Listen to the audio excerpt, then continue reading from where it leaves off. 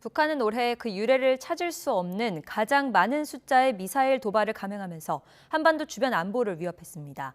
북한이 이렇게 무모한 도발을 할 수 있었던 데는 북한의 미사일 도발을 최후방 중국이 쉽게 제지하지 않을 거란 판단 때문이라는 분석이 나왔습니다. 취재기자 연결합니다. 이종수 기자. 네, 국제부입니다. 네, 북한이 올해 사상 최다 미사일 도발을 감행한 이유가 중국이 제지하지 않을 거란 자체 판단 때문이라는 분석이 나왔다고요. 예, 그렇습니다. 미국 국가정보국의 에이브릴 헤인즈 국장은 캘리포니아주 시미밸리에서 열린 레이건 국방 포럼에서 북한의 도발에는 여러 가지 이유가 있는데 특히 중국이 자신들에게 책임을 묻기 쉽지 않은 상황이라 더 많은 미사일 도발을 한 거로 보인다는 말을 했습니다.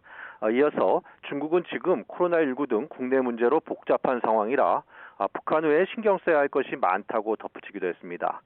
헤인즈 국장은 또 우크라이나 사태로 이제 북한은 러시아에 영향력을 더 행사하는 나라가 되면서 유엔을 통한 추가 대북 제재는 어려워졌다고 설명을 했습니다.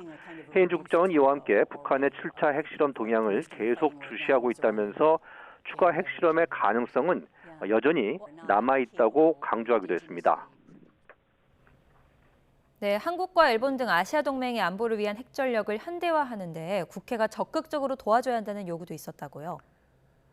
예, 로이드 오스틴 미국 국방부 장관은 한국 등 미국의 동맹을 강화하는 데 필요한 핵전력 현대화 예산을 국회가 처리해달라고 촉구를 했습니다. 오스틴 장관은 역시 레이건 국방 포럼에서 앞으로 몇 년이 중국과의 경쟁 판도를 결정할 거라면서 이같이 밝혔습니다. 오스틴 장관은 특히 북대서양조약기구 나토와 일본, 한국 등 미국의 동맹국에 대한 중국의 전략 공격을 억제하는 가장 안전하고 확실한 방어 장치는 효과적인 핵무기라고 강조를 하면서 그것이 내년 예산안에 대륙간 탄도미사일 등 핵전력 현대화와 핵지휘 통제 역량을 강화하기 위한 예산 340억 달러, 그러니까 우리 돈으로 44조 원을 포함한 이유라고 설명을 했습니다.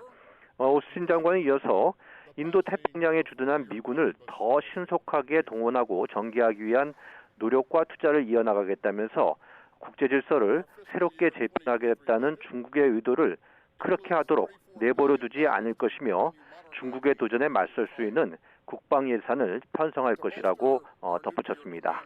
지금까지 국제부에서 전해드렸습니다.